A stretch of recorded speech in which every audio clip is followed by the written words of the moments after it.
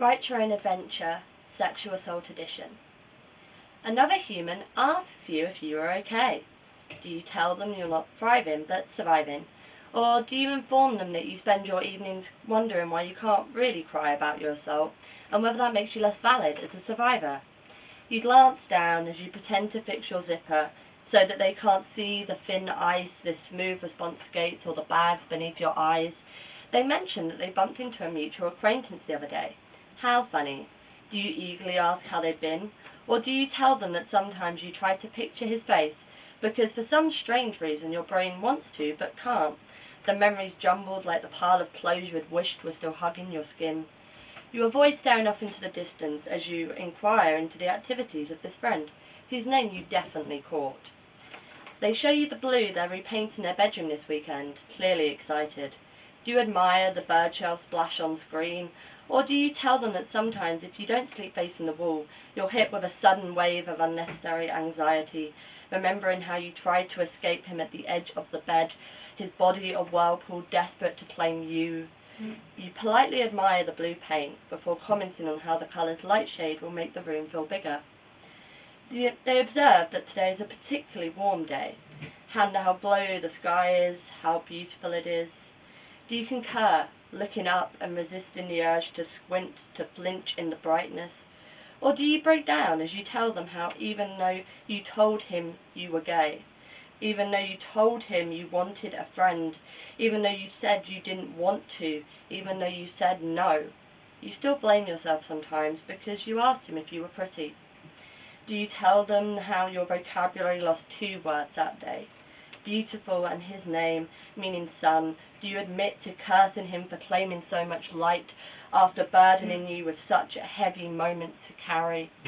That itch to be alone, the one that started when he left your room and you didn't know whether he'd come back, grows despite your affection for this human. They say that they heard it was going to rain this afternoon, that they were unsure, hopeful that it wouldn't.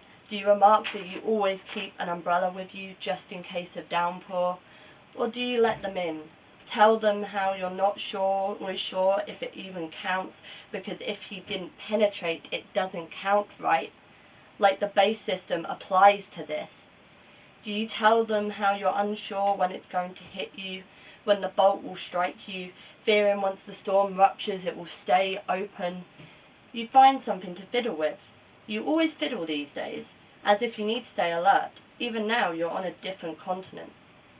You both say goodbye, and they turn to leave. Do you shout for them to wait? Do you ask if they can listen? Do you believe them if they say they want to? Do you lay it all out? The thoughts, your pain, the confusion you worry will breed doubt. Your heart, its veins, the roads of a city filled with citizens screaming for help, unable to survive these turbulent quakes, highways of feelings trapped in rubble unspoken. If they want to try and help you heal the damage, provide some scaffolding, do you let them? Or do you go, leave it for another time, say that it wasn't a suitable situation because it's never a suitable or convenient situation in which to talk about rape, because who the fuck wants to speak to that kind of hurt? Rape is a tornado. It is the only way that theft can kill you, stealing your body, making it home and ignoring the locks. How do you even start that conversation? The word so harsh on your tongue, rough as it tries to crawl back down your throat. How do you have a casual chat about the time that someone violated your existence? You turn to leave, promising yourself the next time you will let someone in, try to remember that just because he didn't care for the locks doesn't mean you should brick in the doorway. Months, or maybe even years later, you perform a piece about this trauma no hospital can mend, worrying that you may hurt someone else as you confuse triggering someone with allowing your struggle to take up space. Do you apologize for shedding some weight?